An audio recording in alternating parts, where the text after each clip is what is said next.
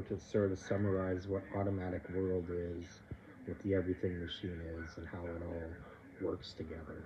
So basically, it all started with a remote control and putting a remote control into all the types of machinery that we have. And what we can do is now control the machinery with the remote and record it and play it back. So I expand on this recording it and playing it back. I break it down into segments, check for completion, measure with sensors, and do this automatically. But basically what works out here is that you can operate a fleet of machinery. You can operate a fleet of machinery and you need a console, you need a computer console to do so. So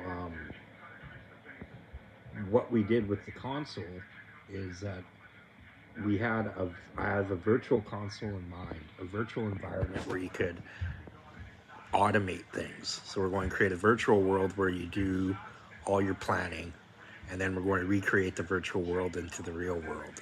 So this is actually a three-step process. We actually take the real world and make a virtual world out of it. Then we do all the work in the virtual world, and now we take that work and put it back into the real world. So it's a three-step process there. And that's how the main console works for Automatic World, is that you do all your work virtually, do all your work with prefabs and other engineering ideas and other engineering experts and all the best practices all in one workspace for you. Now this workspace goes pretty deep. Like I had a number of ideas from video games and stuff like that, and a school that I had that works to train people in all the jobs. And so we had a lot of material that we could add to this workspace. And what it is with the workspace is that you can click on any item, you can click on a screw, you can click on a gear, you can click on a bolt, you can click on a brick, you can click on a t-shirt, and it will tell you how this t-shirt or how this gear or how this PlayStation or whatever was made, including all the parts in it, where all the parts, each and every part was manufactured. It'll tell you the science, the evolution, the mathematical science, the technological science, the evolution of the sciences, of all the sciences that we use to manufacture these parts. So you click on a nut, bolt, screw. This is the latest screw. This is the latest that. This is a former this. Like if you're doing a car, right? This is a former carburetor. This is a 1980s design that was evolved in the 2000 era or whatever. And it'll have all the information on all the parts, straight from the dirt to the shelf. So straight from the dirt through the manufacturing, through the resource, through the mining and resourcing process, sourcing process, to the manufacturing process, to the engineers behind and the information that they use to put it together, and right onto your shelf. It'll have as much information as we can. So this workspace that you have has great detail or great potential. It's got huge potential to have basically everything. So basically everything, this is a virtual world of basically everything with all the information. We have how much it costs. We have the market value of how much it costs. And I'm very proactive in transparency. So we have how much it costs to make and how much the people sell it for. We have who's selling it. So you get to choose, you get to pick and choose from who's making this stuff for how much and how much they're selling it for. Yeah, you get to pick and choose out of those guys which ones you want when you go through stuff. But back to Automatic World where we have this console where we do all the virtual work, and then we create a real world environment out of our very accurate, very similar, very accurate, precise virtual world. So the other thing that we have here is the AI. So with Automatic World, what you can do is you can design things, you can design products, you can design, say you're doing a workspace. So you don't just have to design workspaces and design, automate your workspace. you can also design products and stuff. And the way that it works is that you design with prefab shapes, and gears and pulleys and rods and materials that you pick from that are prefabbed. And how this works is the computer is hooked up to a manufacturing facility, it's hooked up to a fabrication facility, it's hooked up to robots, and it knows how to make all these shapes, knows how to make all these items that we've prefabbed. So when you design with these items, the computer can automatically make your product when you're done. When you're done designing your product with these shapes and these items, the computer can now automatically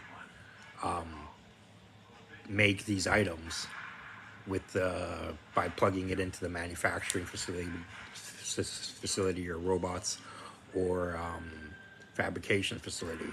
So what we've got here is a console where you virtually produce things and real world versions of these things come together. So now back to the AI where he took this further, is we have an AI that can now adjust these prefab shapes.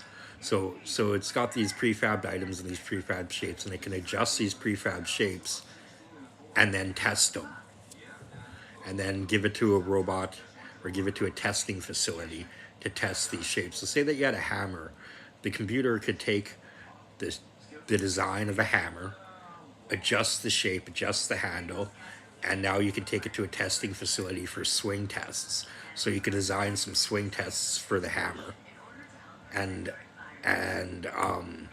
so you want a particular hammer that's balanced, that you want a balanced swing with the hammer, where it doesn't it's not heavy on one end or whatever, or something of this nature. And the computer can go through all these permutations and adjust the shape, measure the shape, reprogram itself, go through the stats and reprogram itself and make another attempt. Machine learning refine itself and make another attempt, and do a machine learning loop and refine itself and make another attempt, send it to the testing facility, measure it again. And ultimately what you can do is have a computer invent you your next hammer. Now you can also do abstract things where a computer invents you things that you don't know. But you'd have to have the testing facility to test these things out, or you'd have to have the person to recognize what the computer just invented for you. I also have this in software where the computer programs itself and makes programs where we have to use people to figure out what the program is. This is a lot easier. The computer can test these programs and suggest programs that we look at, right? So this is where a virtual world comes into play, where we have these virtual items, and we can test the items in a virtual world. And rather than bring it to a real testing facility, we bring it to a virtual testing facility within the computer, and we test the item there. Like at a physics simulation, we bring the product to a physics simulation, and we test the product there to see if we want to do a real world test or not, to see if we want to look at this product or not. So, see, the problem is that this is so powerful. What we have here is we have a computer creating and inventing things for us. We have a computer hooked up to robots, and they do labs and tests, and we have a modular design program, and the computer alters the designs and tests the designs and comes up with its own products for us. So it's a very powerful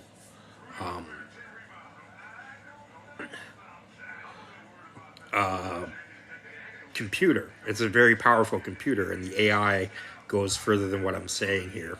I have a lot of contributions on the AI, but with what I want to add to the AI is the new AI that you see today. It's a co-piloting AI.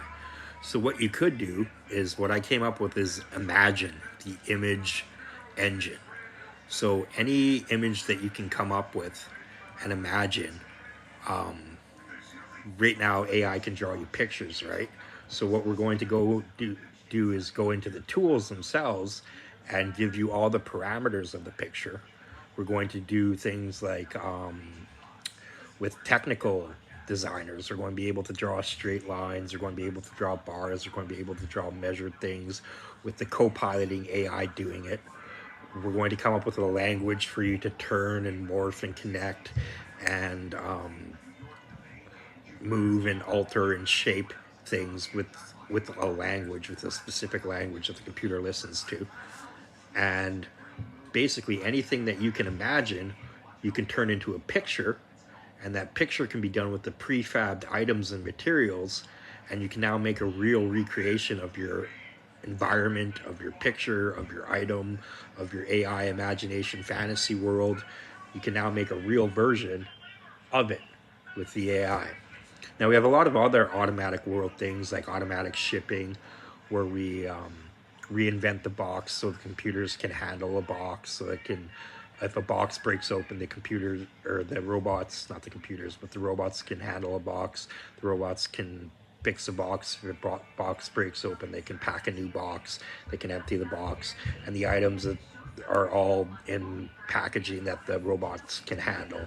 So we reinvent the box for shipping. We got automatic kitchens. I have the sandwich maker and stuff on my Facebook page, and you see the automatic kitchen coming into place. Automatic mining with remote controls, automatic farming, automatic I got a lot of different automatic construction. Got a lot of automatic construction projects too. Automatic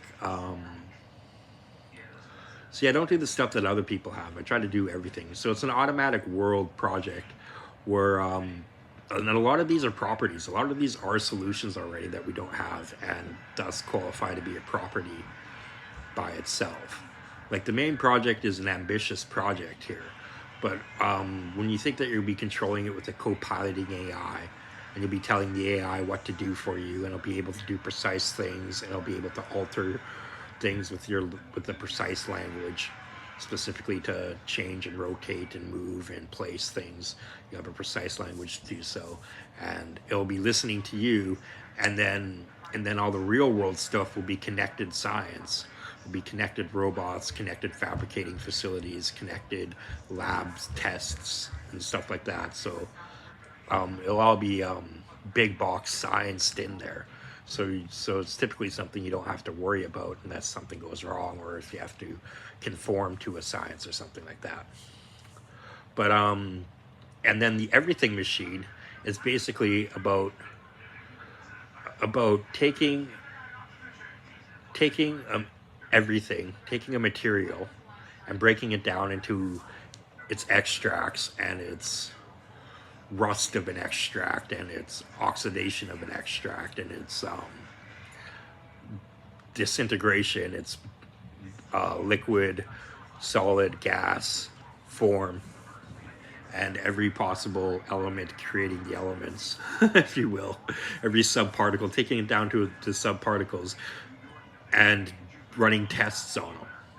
So gold gives us certain results when we run tests on it. And basically what we try to do is get it to pull it in each direction of our parameter.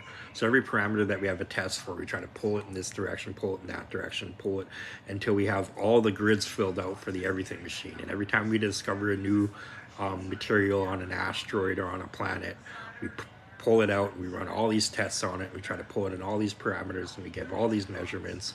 And that's what the everything machine is. It's a big machine that does all of our lab research for us. If you go to a new planet, you take a robot connected to the everything machine, and the robot knows how to do all the labs and all the tests and test all the materials there.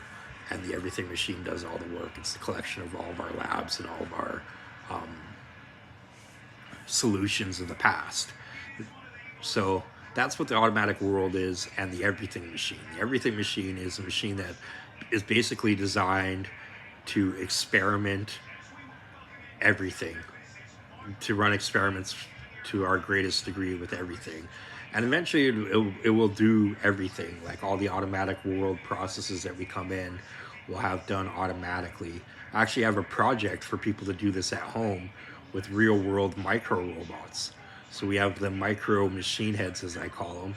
They're little micro robots that build smaller robots, that build smaller robots, that build smaller robots, and we go and we try to study molecules with the smallest robots we can build. And we actually, the thing is that it doesn't just build robots, it builds a whole world.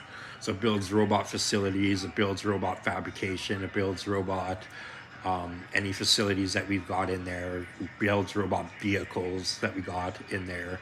So any science that you can get into a micro robot, we try to put into a little game for everybody to play with science and have robots build facilities and play with particles and play with lasers and play with on a micro or a miniature level.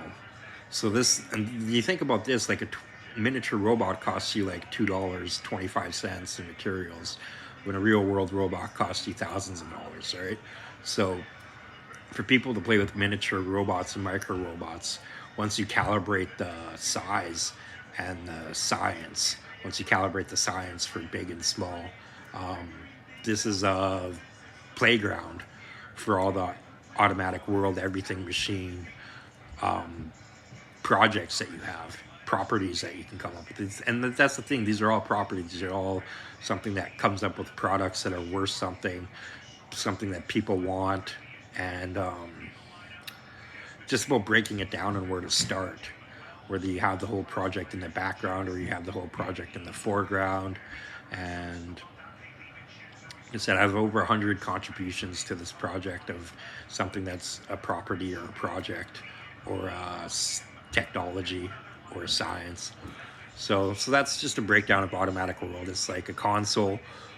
It's like a console where you control a fleet of robots on your farm field, fleet of robots in your mining field, or